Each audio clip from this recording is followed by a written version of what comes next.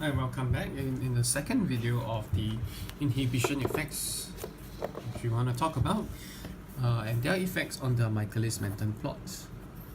So again, just a recap, if we plot a graph of 1 over v versus 1 over s, you have a graph like so with the intercept 1 by v max, which is this vm here, and the gradient or slope of 1 km by Vm max. And if we have something like a competitive inhibition, we found out in our last video that Km was affected, and in fact Km increased. So Km increased means the slope increased. So you have something like that, with of course the same intercept. So this is what happened in the previous video, and we just had a very quick recap of our derivation process. Well, it's more than half of it anyway, but we want to make it quick. But anyway, today we want to talk about the non-competitive case.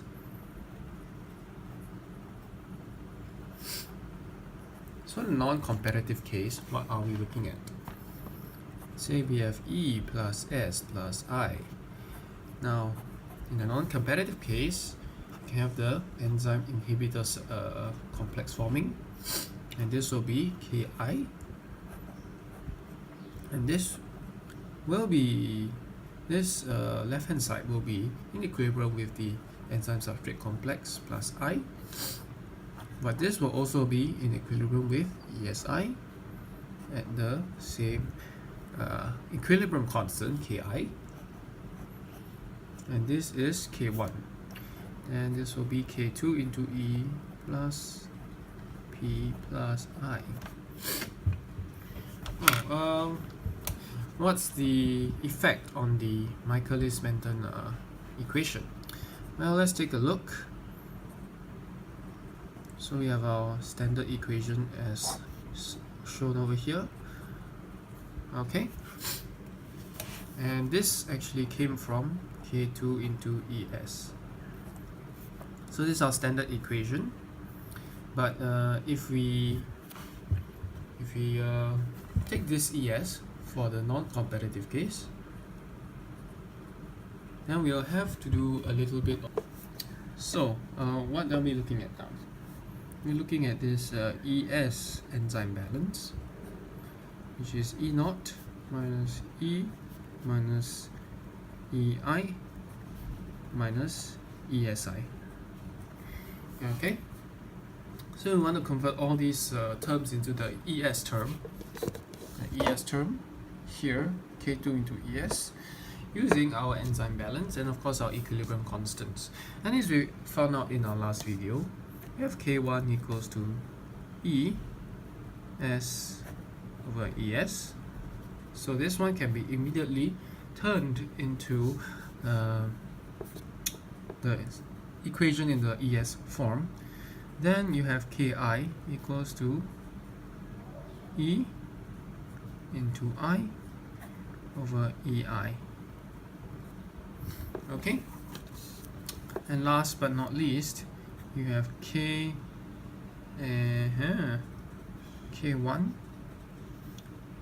or Ki rather equals to ES I ESI.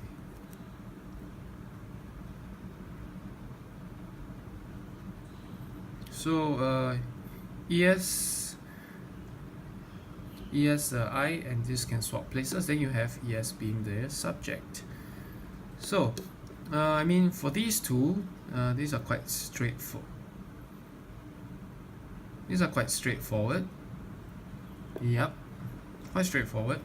What it means is that you can probably get ES straight away from these two equations for your E and ESI. Because E is here, ESI is here, you can get ES. They are in the same equation. However, this Ki, it needs some help in that sense. So we want to convert that to something we are already familiar with, which is this E. We'll convert this into an E term so that we can convert it into ES. That's a two-step conversion. So what do I mean by that? I'm going to convert this EI into something in the form of E and I and KI. E I over KI minus ESI. So now I'm going to factorize the E out.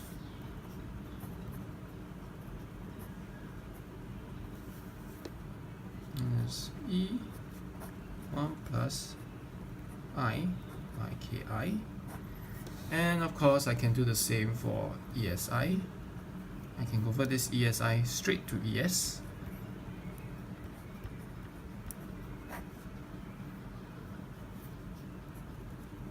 ES and I over KI. And then I can do, something. I can bring this to the left hand side and bring this to the left hand side, and I effectively form this ES 1 plus I by KI equals E naught minus E 1 plus I by KI. And we simply substitute our K1, substitute this for our E, and then we will get the following: K1 into ES over S, that will be the E. So 1 plus, oh, my thing's running out of ink, I by KI. You're really running out of ink. Okay, let me use a new pen. So I'm going to bring all this to the left hand side.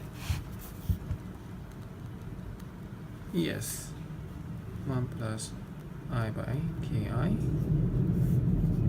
plus K1 yes for S plus I by KI equals to E naught. Okay, so I'm going to just make it easy by factorizing this term out. Factorizing kind of makes things neater. 1 plus K1 ES by S, and that will be equals to E naught. And then we can kind of immediately see K1 by S.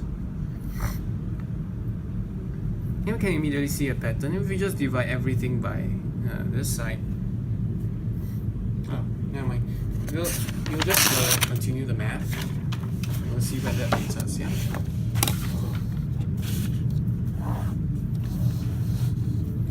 So we have ES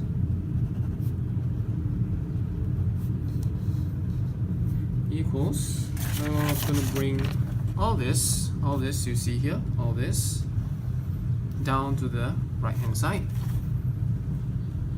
E naught 1 plus I by KI 1 plus K1 by S, and I'm going to multiply the bottom and top by S, and that should be quite familiar already.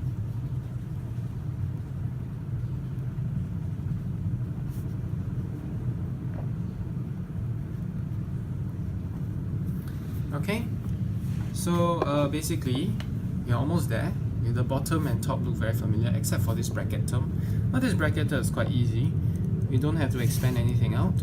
All we have to do is this, so we can see what the effects are on our graph.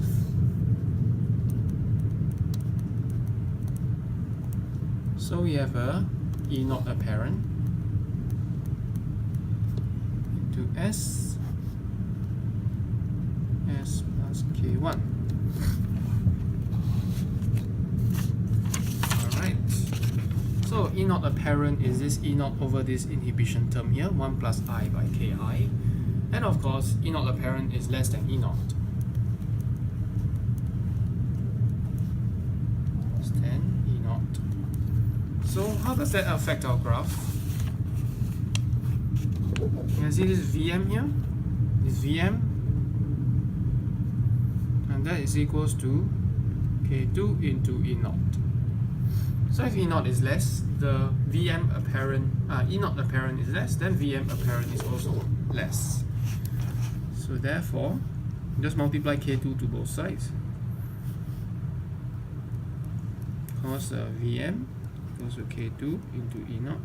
So you just multiply K2 into both sides, and then we'll get Vm apparent and Vm at both sides. And if you invert the equation, this is what you will get. So in effect, Vm actually changes.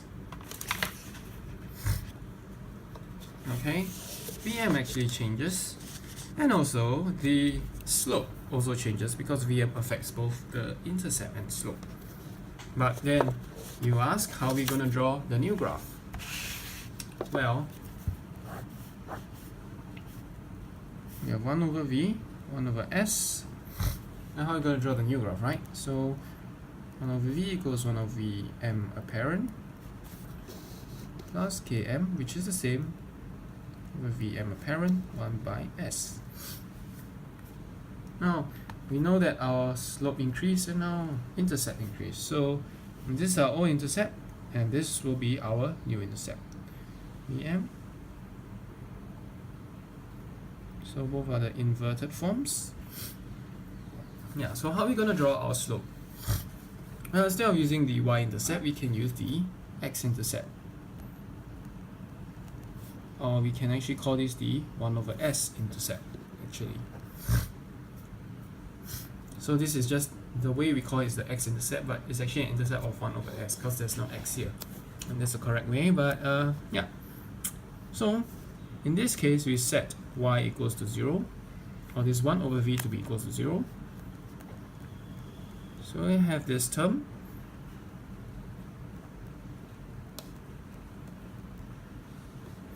Okay, then we multiply Vm apparent throughout, then you get this. And you minus 1 to both sides.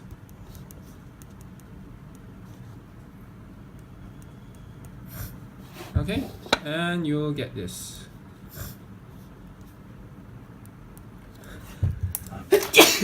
Excuse me. Yeah. So in effect, we're basically saying that since the Km doesn't change, the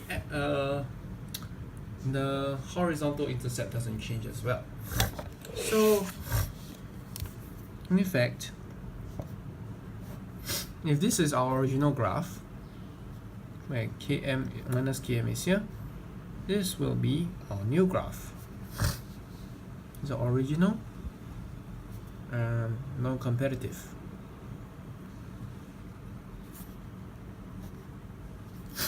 Now, remember I said before that the left-hand side of this graph doesn't actually make any physical sense. However, in this case, it is quite helpful because it helps us to, help us to draw the graph of the 1 by V over 1 by S graph. And that actually, helps us to understand what kind of effects the non-competitive one does.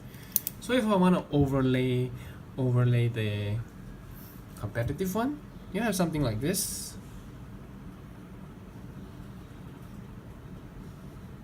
The competitive one will be increased in slope depending on how competitive it is. Alright, so that's all I have for you this video. Thanks for watching. I'll see you guys next time. Bye bye.